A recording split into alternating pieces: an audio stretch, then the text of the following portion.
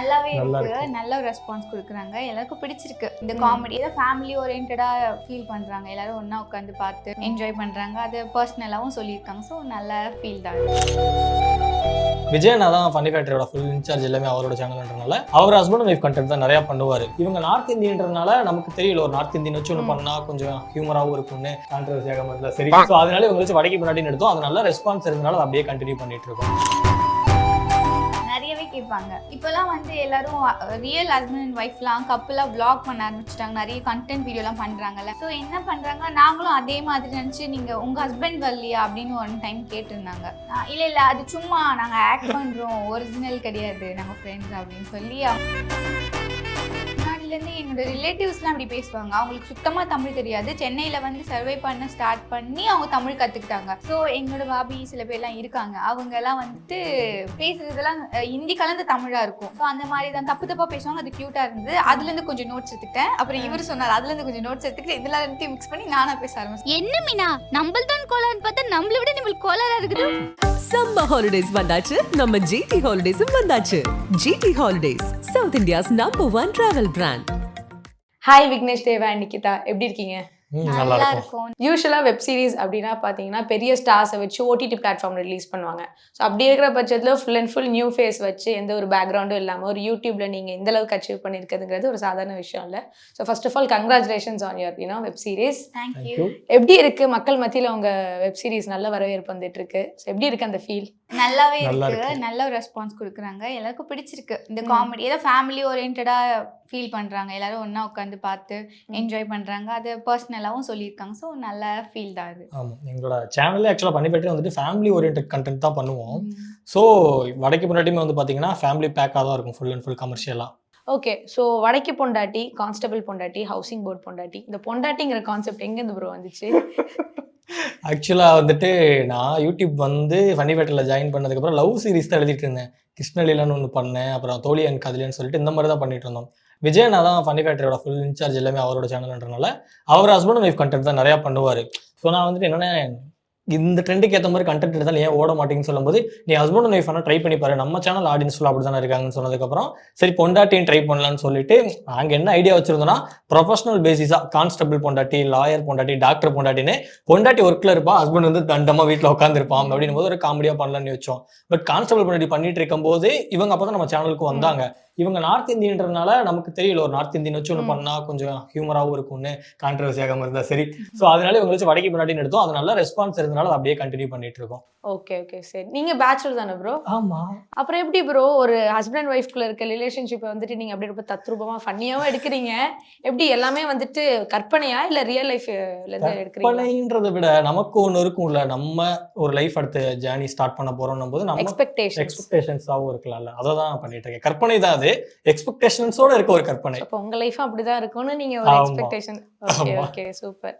Okay, நீங்க ரெண்டு பேருமே பார்க்க ரொம்ப கியூட்டா இருக்கீங்க. நான் யாராவது பப்ளிக்லாம் வந்துட்டு நீங்க ரியல் கப்புள்னு மிஸ் அண்டர்ஸ்டாண்டிங் பண்ணி ஏதாவது கேட்டிருக்காங்களா? நிறையவே கேட்பாங்க. இப்பெல்லாம் வந்து எல்லாரும் ரியல் ஹஸ்பண்ட் அண்ட் ஒய்ஃப்லாம் கப்பலாக வ்ளாக் பண்ண ஆரம்பிச்சிட்டாங்க. நிறைய கண்டென்ட் வீடியோலாம் பண்ணுறாங்கல்ல.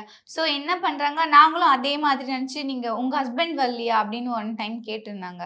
நான் இல்லை அது சும்மா நாங்கள் ஆக்ட் பண்ணுறோம், ஒரிஜினல் கிடையாது, நாங்கள் ஃப்ரெண்ட்ஸ் அப்படின்னு சொல்லி அவங்க கிட்ட இருந்து சொல்லிட்டு வரோம். அந்த மாதிரி நிறைய கேட்பாங்க. டிஎம்ஸும் வரும், நிறைய கேட்பாங்க. Okay okay, great. ஸோ நீங்கள் எப்படி இந்த டீமுக்குள்ளே வந்தீங்க? உங்கள் ஜேர்னி எப்படி இருந்துச்சு, அதை பற்றி சொல்லுங்கள். என் ஃப்ரெண்ட் மூலமாக இந்த மாதிரி ஆடிஷன் இருக்குது ஃபன்னி ஃபேக்ட்ரியில் அப்படின்னு சொல்லி சொன்னாங்க. ஸோ அந்த மாதிரி தான் ஆடிஷன் ப்ராப்பராக சரி ஆடிஷன் பண்ணாங்க. இவர் தான் ஆடிஷன் பண்ணார். என்ன எப்படி ஆடிஷன் ரொம்ப ஸ்ட்ரிக்டாக இருந்தாரா? அவர் வாட்டுக்கு அவர் வேலையை பார்த்தாரு. இல்லை நான் ஒன்று நடிச்சு ஒரு இதுக்கு ஆன்லைன் கொடுத்துட்டு எக்ஸ்பிளைன் பண்ணி ஒரு டைலாக் பண்ண சொன்னாங்க. அந்த மாதிரி நான் பண்ணேன். அப்புறம் இன்னும் கொஞ்சம் நான் நினச்சி நம்ம வந்து ஓவர் ஆக்டிங் பண்ணிட்டு போகிறோன்னு கொஞ்சம் சட்டிலாக பண்ணலாம் அப்படின்னு இருந்தேன். அவங்க வந்து இன்னும் நாங்கள் சரி ஓகே பண்ணி காமிச்சாரு. அப்படியே நான் பண்ணேன். ஸோ அதுக்கப்புறம் நான் வீட்டுக்கு போயிட்டு அவரு கால் பண்ணி ஓகே நீங்கள் அப்படின்ற மாதிரி சொன்னாங்க. Okay okay, great. அப்படிதான். ஓகே ப்ரோ, ஸோ நீங்கள் எப்படி ப்ரோ இந்த சேனலுக்குள்ளே வந்தீங்க? நீங்கள் உங்கள் ஜேர்னி பற்றி சொல்லுங்கள். என் ஜேர்னி பற்றி சொல்லணும்னா நான் வந்துட்டு 2018 யூடியூப்ஸில் நிறையா ஒர்க் பண்ணியிருக்கேன், நிறையா சேனல்ஸில் ஒர்க் பண்ணியிருக்கேன். ஸோ நம்ம ஒவ்வொரு சேனல்ஸாக ஒர்க் பண்ணிட்டு இருக்கும்போது லாக்டவுன் போட்டாங்க. லாக்டவுன் போட்டதுக்கு நானும் ஊருக்கு போயிட்டு நான் சிவில் இன்ஜினியர்னால என்னோட வேலைக்கே போயிட்டேன். இன்ஜினியரிங் ஒர்க், சைட் இன்ஜினியர் இருந்தேன், ஐடியில் இருந்தேன். அண்ட் தென் மறுபடியும் எனக்கு சினிமா இன்ட்ரெஸ்ட் எடுத்துட்டு இருக்கும்போது ஃப்ரெண்ட் ஆஃப் ஃப்ரெண்ட் மூலமாக தான் இங்கே ஒரு பைலட் ஃபிலிம்க்கு ஏடியா ஒர்க் பண்ணுறதுக்காக வந்திருந்தேன். அப்போ எனக்கு ஒருத்தர் பழக்கமானார். அவர் வந்துட்டு ஃபைனல் யூடியூப் சேனல் இருக்குல்ல, அதில் ஒர்க் பண்ணிட்டு இருந்தார். சதீஷ்குமார்னு. அவர் யாருன்னா எங்கள் வீடியோவில் இவருக்கு பையாவா நடிப்பாங்க, சதீஷ் ப்ரோ. ஸோ ஒரு ஃபைனலில் ஒர்க் பண்ண நான் கேட்டேன், அப்புறம் ஃபைனலில் ஜாயின் பண்ணி விட முடியுமா ப்ரோன்னு கேட்டேன். பட் நான் போன டைமில் அங்கே நிறைய பேர் இருந்தனால ஃப்ரீலான்சிங்காக தான் எடுத்திருந்தாங்க. அப்போது விஜயனா சேனல் ஃபன்னி ஃபேக்டரிக்கு வந்துட்டு நான் ஒன் டே ஏடியா வாங்கன்னு சொன்னாங்க. ஸோ நான் போனப்போ என்னோட ஒர்க் அவங்களுக்கு பிடிச்சிருந்தனால ஃபன்னி ஃபேக்டரி வரீங்களான்னு கேட்டாங்க. ஓகே அப்படின்னு சொல்லிட்டு 2022ன்னு நினைக்கிறேன். அப்போ அப்படியே ஜாயின் பண்ணிட்டு ஸ்டார்ட் பண்ணேன். அப்போ விஜய் நான் கேட்டேன், உனக்கு என்ன இன்ட்ரெஸ்ட் ஆக்டிங்னு சொல்லும்போது ஸ்கிரிப்டும் நான் பண்ணுவேன்னு சொன்னேன். சரி ஓகே உனக்கானது நீயே எழுதி பண்ணுனாரு. ஸோ அப்போ ஆரம்பிச்சு இப்போ வரைக்கும் வந்துட்டு இருக்கு. சூப்பர். ஸோ நீங்கள் இன்ஜினியரிங் படிச்சேன்னு சொல்கிறீங்க. அப்போலேருந்து ஆக்டிங் மேலே பேஷன் இருந்துச்சா இல்லை இது எல்லாமே ஆக்சிடென்ட்லாம் நடந்த விஷயமா? ஆக்சிடென்ட்லாம் இல்லை சொல்ல முடியாது. எனக்கு சின்ன வயசுல இருந்து ஸ்கூல் டேஸ்ல இருந்துட்டே வந்துட்டு நான் ஏதாவது மூவிஸ் பார்த்தேன்னா வந்துட்டு பசங்கிட்ட போய் அந்த ஸ்டோரியை ஃபுல்லாக சொல்லுவேன்.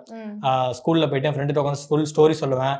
சந்திரமுகி படம்லாம் பார்த்தீங்கன்னா எனக்கு இப்போவுமே ஞாபகம் இருக்கு. எங்கள் வீட்டில் அந்த ஒரு ஷூ ஒன்று இருக்கும், அதை போட்டுட்டு எங்கள் அம்மாட்ட நான் தான் வேட்டைன்னு தான் சொன்னேன். எங்கள் அம்மா என்ன அசிங்கமாக திட்டுனாங்க, என்னடா பைத்தியம் மாதிரி பண்ணிட்டு இருக்கேன். ஸோ எனக்குலாம் அந்த இன்ட்ரெஸ்ட் இருந்ததுன்னா எனக்கு தெரியும், பட் யார்ட்டையும் சொல்லிக்கிட்டது இல்லை. கரெக்டாக 12th முடிக்கும் போது ரொம்ப வருஷம் கழிச்சு அப்போ தான் கேபிவி ஆடிஷன் போட்டாங்க. ரொம்ப வருஷம் கழிச்சு வந்தது. ஸோ அதை அட்டன் பண்ணலாமேன்னு சொல்லிட்டு எங்கள் அம்மாட்ட போய் கேட்டேன். எங்கள் அம்மா ஓகேடா நீ போயிட்டு வா அப்படின்ட்டாங்க. எங்கள் அம்மா ஆசைப்பட்ட எல்லாத்தையுமே செய்ய சொல்லிடுவாங்க. ஸோ அந்த மாதிரி நான் போனேன். பட் எனக்கு அந்த டைமில் ஒன்றுமே தெரியாது, காமெடி பண்ணுறதுன்னா என்ன எதுவுமே தெரியாது, இப்போவுமே தெரியாது. இப்போ ஏதோ பண்ணி மேனேஜ் பண்ணிட்டு இருக்கோம். ஸோ நான் போயிட்டு என்ன பண்ணனே தெரியாது, ஒன்று பண்ணேன், எனக்கே தெரியும் ரிஜெக்ட் ஆயிடுவேன்னு. ஸோ வந்ததுக்கப்புறம் எனக்குள்ள ஒன்று இருந்தது, ஓகே எனக்கு வந்துட்டு அது ஏன் நமக்கு கிடைக்கல, நம்ம தப்பு பண்ணிட்டோம்னு சொல்லிட்டு அது மேலே எனக்கு ஒரு அஜ்ஜு இருந்துகிட்டே இருந்துச்சு. ஸோ அப்போ நமக்கு இதுதான் வருது போல, நம்ம இதை பண்ணணும்னு சொல்லிட்டு அப்போத்துலேருந்து அப்படியே ஸ்டார்ட் பண்ணி வந்தது தான். 2014 2025 ஆயிடுச்சு. ஸோ அந்த கேபிஒய் ஆடிஷன் தான் உங்களோட ஃபயருக்கு? ஆமாம், ஆக்சுவலாக என்னோட வாழ்நாள் லட்சியமே வந்துட்டு ஆக்டிங்கில் ஜெயிக்கணுன்றது வந்துட்டு ஃபஸ்ட்டாக இருந்தாலுமே எனக்கு விஜய் டிவிக்குள்ள போகணுன்றது வந்து ஒரு மிகப்பெரிய ஆசையாகவே இருந்தது. அதுக்காக தான் ஆக்சுவலி சென்னை வந்து நிறைய ட்ரை பண்ணி அதுக்கப்புறம் இப்போ ட்ராக் மாதிரி அப்படியே போயிட்டு இருக்கு. ஸோ நீங்கள் சொல்லுங்கள், உங்களுக்கு எப்படி ஆக்டிங் மேலே பேஷன் வந்துச்சு? எனக்கு அதான் ஜென்ரலாக கேர்ள்ஸ்க்குலாம் இருக்கும்ல சின்ன வயசுலேருந்து இந்த மேக்கப் சென்ஸ் அது மாதிரிலாம் அப்படி ஸ்டார்ட் ஆகி அது ஆக்டிங்குள்ளே போய் டான்ஸ்னால் ரொம்ப பிடிக்கும். ஸோ டான்ஸராகவும் இருந்தாங்க ஒரு டைமில். அப்புறம் அது ஆக்டிங்கும் ரொம்ப பிடிக்கும்ன்றப்போ ரெண்டுமே ஈக்குவலாக பிடிச்சிது. வீட்லேயும் ஃபுல் சப்போர்ட். ஸோ எதுவாக இருந்தாலும் ட்ரை பண்ணலான்னு சொல்லி விஸ்காம்லாம் எடுத்து ஜாயின் பண்ணி அந்த மாதிரிலாம். எங்கள் சென்னையிலேயே படிச்சிங்க? சென்னையில் எத்திராஜில் தான் படிச்சேன். ஓகே, நானும் எத்திராஜ் தான். ஓகே அந்த மாதிரிலாம் ஸ்டார்ட் பண்ணி ஃபைனலி எனக்கு ஏதோ ஒன்று கிடச்சிது. நீங்கள் என்ட்ரானே இதில் தான் ஃபர்ஸ்ட் என்ட்ரானீங்களா இல்லை இதுக்கு முன்னாடி வேற எங்கேயாவது? நான் ஒரு சின்ன ஒரு யூடியூப் சேனல் நேம் கூட தெரியாது. ஓகே, ஒரு அந்த யூடியூப் சேனலை நான் பண்ணியிருந்தேன். அது வந்து அதான் சொல்லுவேன், ரொம்ப காமன் பேர் ஸ்டார்ட் பண்ணியிருப்பாங்களே அந்த யூடியூப் அந்த மாதிரி. எனக்கு அப்போ நாலேஜே கிடையாது. அது என்ன ஒரு ஃபர்ஸ்ட் இயர் ஸ்டார்டிங்லேயோ என்னமோ அந்த மாதிரி ஓகே அப்படின்னு சொல்லி ஓகே ஜாயின் பண்ணி பண்ணது தான். வெறும் ஒரு ஷார்ட் ஃபிலிம் பண்ணேன். அதுக்கப்புறம் விட்டுட்டேன், கேப் விட்டுட்டேன். கிடைக்கும்னு சொல்லிட்டு ஆசை மட்டும் இருந்துகிட்டே இருந்துச்சு. அதுக்கான ஒரு ஆப்பர்ச்சுனிட்டி கிடைச்சும் போது அதை நான் யூஸ் பண்ணிட்டேன். Okay great. ஸோ உங்கள் டீமை பற்றி சொல்லுங்கள், எத்தனை பேர் உங்கள் டீமில் ஒர்க் பண்ணுறாங்க? எங்கள் டீமில் வந்து பார்த்தீங்கன்னா விஜயனா தான் வந்துட்டு ஃபுல் ஃபன்னி ஃபேக்டரியோட தான் வருதான். விஜயனா அப்புறம் பொயட் பிரவீன் ஒருத்தர் இருக்காரு. அவர் வந்து ஃபன்னி ஃபேக்டரி வடக்கிக்குமே ஒரு 2 ஸ்கிரிப்ட்லாம் பண்ணியிருக்காரு. 2-3 ஸ்கிரிப்ட் பண்ணியிருக்காரு. ஆமாம், சண்டைக்கு வந்தாதீங்க ப்ரோ. இல்லை ஒரு 5 ஸ்கிரிப்ட் பண்ணியிருப்பாரு. ஆமாம், உங்களை ஒரு பண்ணார்ல 5-6 ஸ்கிரிப்ட்ஸ் பண்ணியிருப்பாரு. அவரும் எனக்கு நிறைய சப்போர்ட் பண்ணார். வடக்கி ப்ரோ டிஸ்கஷனில் அவர் இருப்பார். அப்புறம் ரமேஷ் ப்ரோ எங்களோட எடிட்டர், அவர் தான் வந்துட்டு சூப்பராக அதை மெருகேற்றுவார் எடிட்டில்.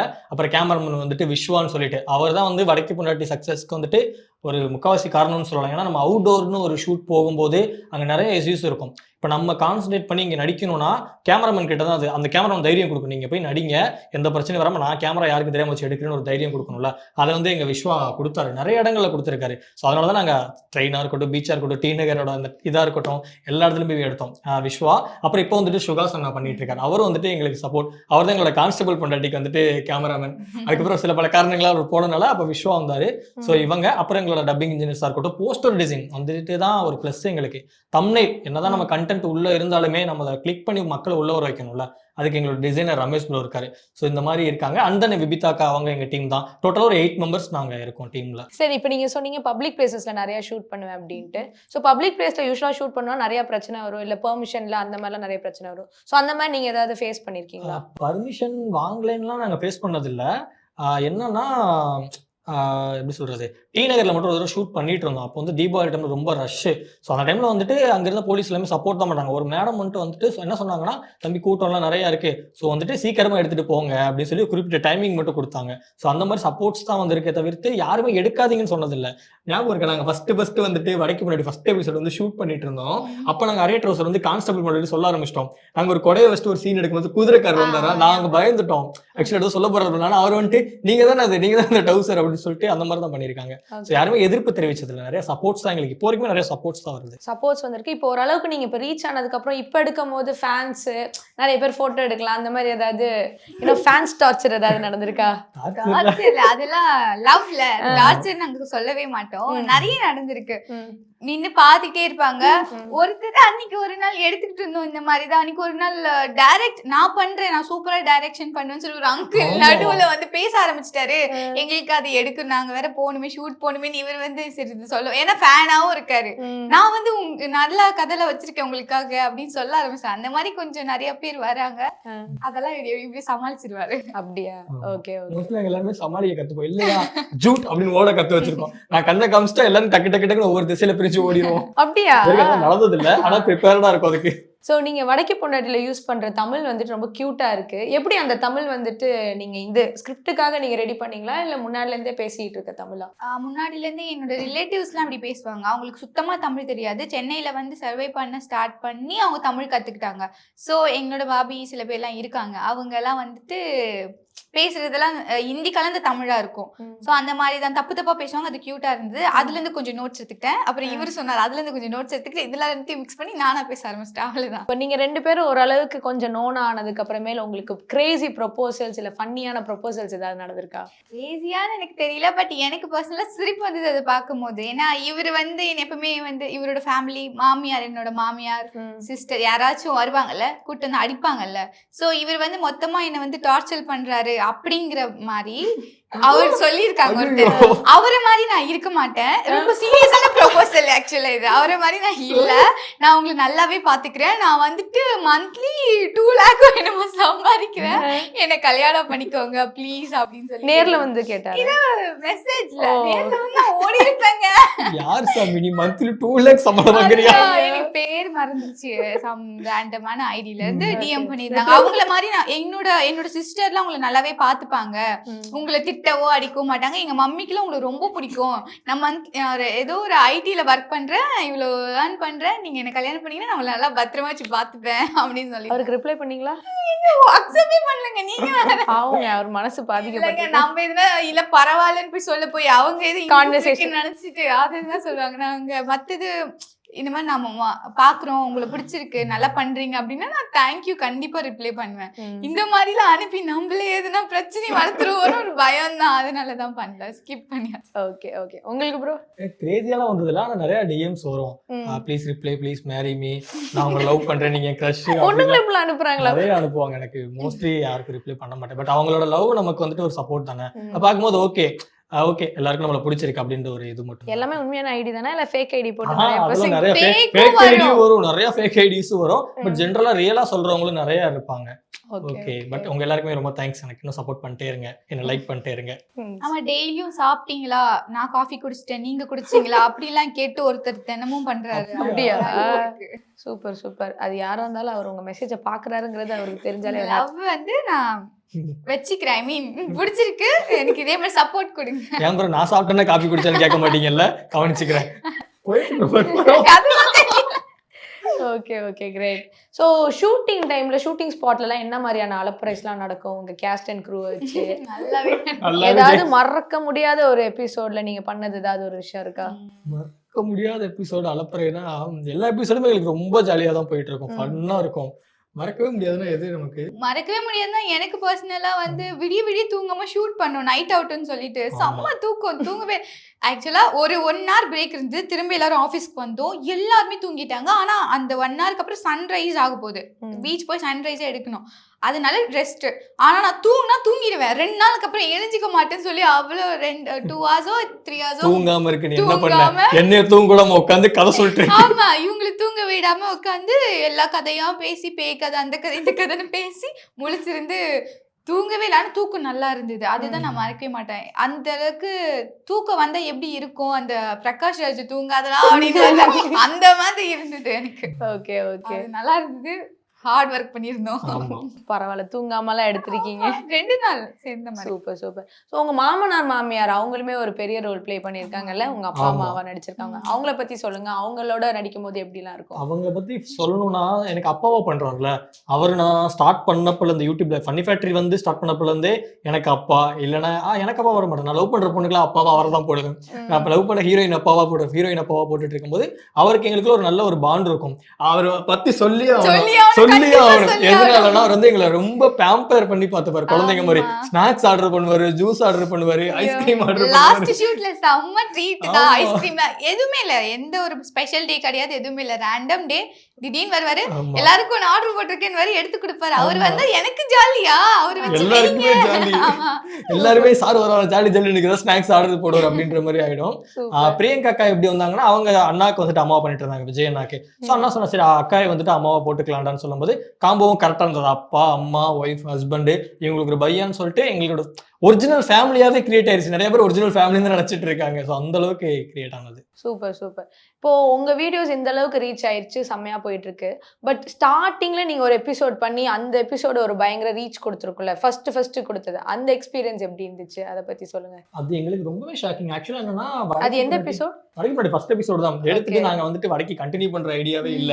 வடக்கு பொண்டாட்டின்றது வந்துட்டு ஹவுசிங் போர்ட் கான்ஸ்டபிள் லாயர் பொண்டாட்டின்ற மாதிரி அது ஒரு எபிசோடு மட்டும் தான் எடுத்துட்டு நாங்க அடுத்த லைன் போயிட்டு அது ஷூட் பண்ணிட்டோம். எனக்குலாம் கால் பண்ணி சொல்றாங்க, எனக்குலாம் ஷாக்கு. ரெடியா இருந்துக்கோ, நெக்ஸ்ட் எபிசோட் எப்படி ஒரு எபிசோட் போட்டுட்டோம். First episode 1 month gap, 1 month விட்டாச்சு. நெக்ஸ்ட் எபிசோட் பண்ண போறோம், அடுத்தடுத்து இதை தான் பண்ண போறேன் போது எனக்கு ஷாக்கு. ஓகே நான் ரெடி ஆயிக்கிறேன். நிறைய சாரீஸ்லாம் எடுத்து வச்சுக்கலாம். ஆமா, சாரீஸ் ரொம்ப கஷ்டம். நிறைய சாரீஸ் எடுத்து எங்க வீட்ல இருக்கிற பீரோவை எம்டி ஆக்கி அதுதான் ரொட்டீன்ல யூஸ் பண்றது. ஏன்னா அது சூப்பரா போச்சு. மில்லியன் வியூஸ் போனோனே ஃபர்ஸ்ட் எபிசோட் நல்லா போனதுன்னு சரி ஓகே கண்டினியூ பண்ணலாம்னு சொல்லிட்டு ஆஃப்டர் 1 மந்த் கழிச்சு தான் செகண்ட் எபிசோட் எடுத்தோம். அதுவும் நல்ல ரெஸ்பான்ஸ் இருந்தது. அப்படியே கண்டினியூ பண்ணி ஆல்மோஸ்ட் இந்த மே வந்தா 1 இயர் நாங்க வடக்கி ஆரம்பிச்சு. ஓகே 37th எபிசோட் ரிலீஸ் பண்ணிட்டோம். Super super, great great great. எப்படி ஒரு மாசத்துக்கு எத்தனை எபிசோட் ரிலீஸ் பண்ணுவீங்க? நாங்க திடீர்னு 6 ரிலீஸ் பண்ணுவோம், திடீர்னு 4 ரிலீஸ் பண்ணுவோம். ஆனா கம்பல்சரி மந்த்லி 4 எபிசோட்ஸ் வந்துரும். ஆனா சம்டைம்ஸ் 6 எபிசோட்ஸ்லாம் ரிலீஸ் பண்ணுவோம். அது எங்களுக்கே தெரியும் இந்த டயத்துல இப்படி விடலாம். ஏன்னா ஃபெஸ்டிவல் வரும்போதுலாம் ஃபெஸ்டிவலுக்கு போட்டே ஆகணுன்றனால இன்க்ரீஸ் ஆகும் நிறைய எபிசோட்ஸ். அந்த மாதிரி தான் இன்க்ரீஸ் ஆயிருக்கு. ஸோ இப்போ நீங்க சொன்னீங்கல்ல நிறைய வியூஸ் வந்தா அது ஒரு ஹாப்பியா இருக்கு. அதே மாதிரி சில வீடியோஸ்லாம் நீங்க எக்ஸ்பெக்ட் பண்ணி வியூஸ் போகாம இல்லை ஆஃபீஸ்ல இருந்து ப்ரெஷர் ஆயிருக்கிற மாதிரி அந்த மாதிரி ஏதாவது சிச்சுவேஷன்லாம் இருக்கா? சம்மர் ஹாலிடேஸ் வந்தாச்சு, நம்ம ஜிடி ஹாலிடேஸும் வந்தாச்சு. GT holidays, south India's number 1 travel brand.